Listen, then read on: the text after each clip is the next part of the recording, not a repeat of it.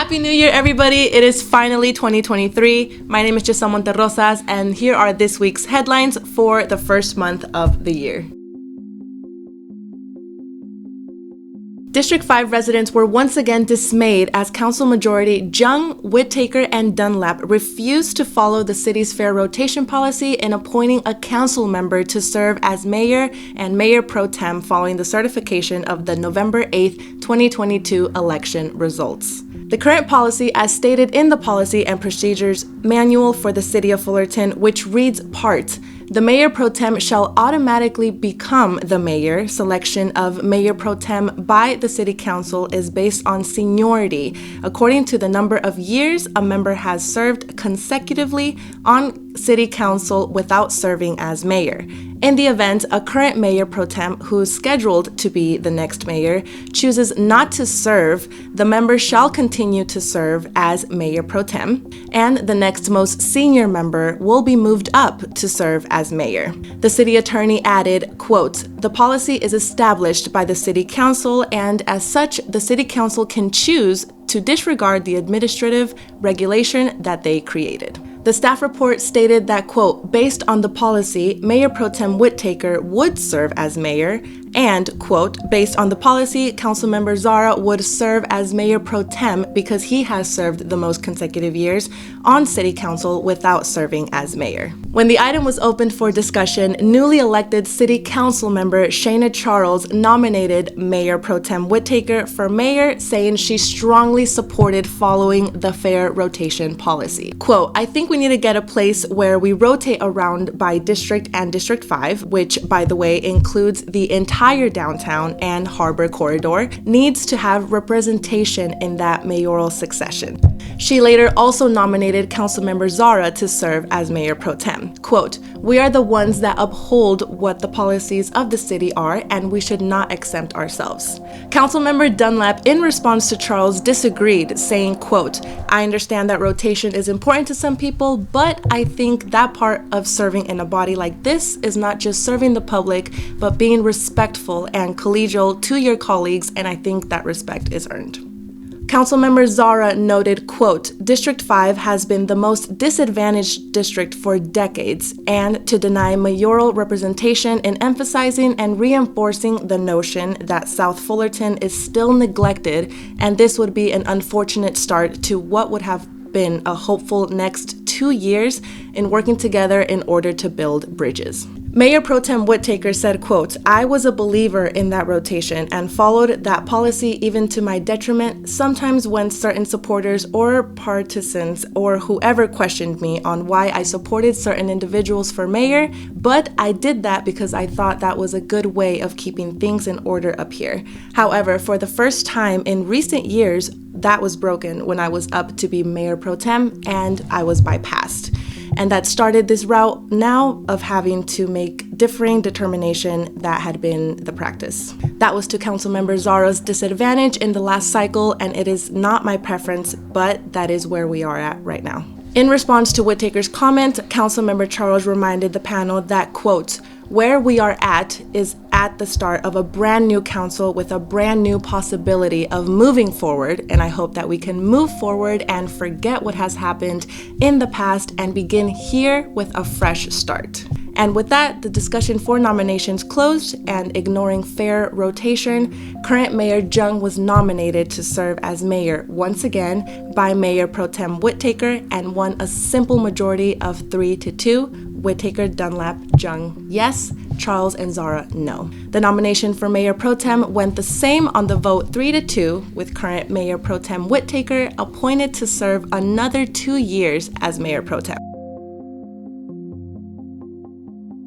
Sunrise Village Shopping Center, located at the corner of Euclid and Rosecrans in Fullerton, took another step towards being demolished and converted into 164 homes, with the Planning Commission's unanimous approval of the development project on December 7th, 2022.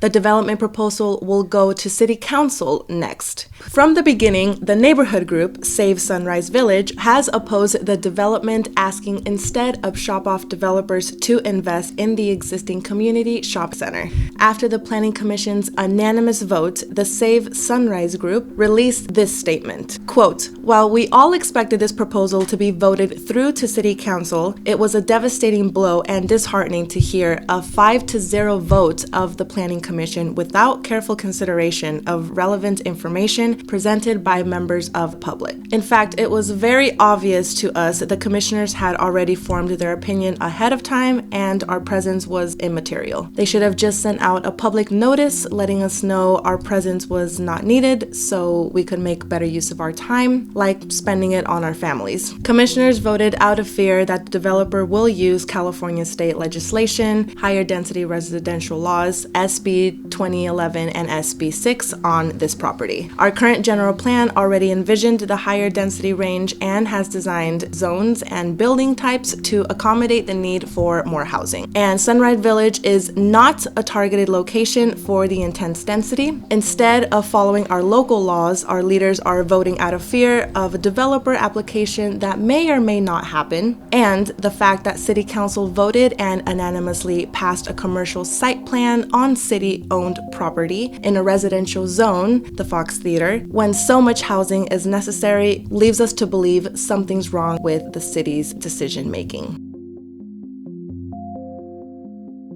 Orange County Healthcare Agency-sponsored vaccination clinics will be discontinued by the end of this year, and COVID-19 public health emergency proclamations are expected to end in early 2023. The agency announced on December 15th that it is transitioning from COVID-19 emergency posture to routine care delivered through primary healthcare providers. However, the end of state of emergency does not mark the end of COVID-19 pandemic. The Centers for Disease Control and Prevention recently moved Orange County up from low to medium COVID-19 community level transmission status based on the number of local cases and hospitalizations. In addition, sharp increases in flu cases are being reported across the U.S., including our county. The White House announced that free at-home COVID-19 test kits can be ordered by calling 800-232-0233 or by visiting www.covidtest.gov. New bivalent COVID-19 vaccines have been expanded as of December 9th to include children 6 months to 5 years in age. Parents should talk to their healthcare providers.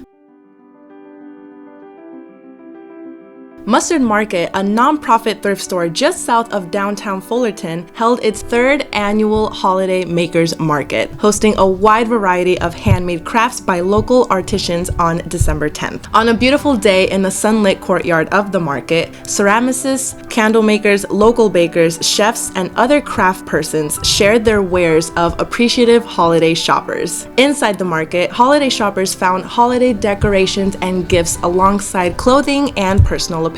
Mustard Market's Holiday Makers Market began on the cups of the COVID pandemic in 2020 when Jameson's invited local craft persons seeking an outlet for their work to participate. Since then, it has grown as a small venue for small business people. Mustard Market, owned by Doanne and James Jameson, provides a flow-through venue for churches and other nonprofits for people donating goods they no longer need. By partnering with other nonprofits, the Jamesons have been able to raise funds for charitable causes. One of their partners, Deed in Truth, helps people getting started in the workplace by providing clothing and other goods carried in the store.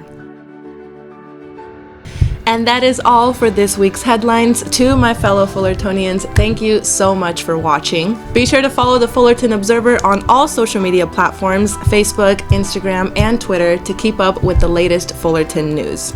Full-length stories of all our headlines are available on the Fullerton Observer website, or you can subscribe to the classic print edition that gets mailed to your home every 2 weeks. You can also send donations on our website to support your local journalist at www.fullertonobserver.com. Shout out to Adrian Meza for editing and managing communications. I am your host, Giselle Monterrosas, and we will meet again next time.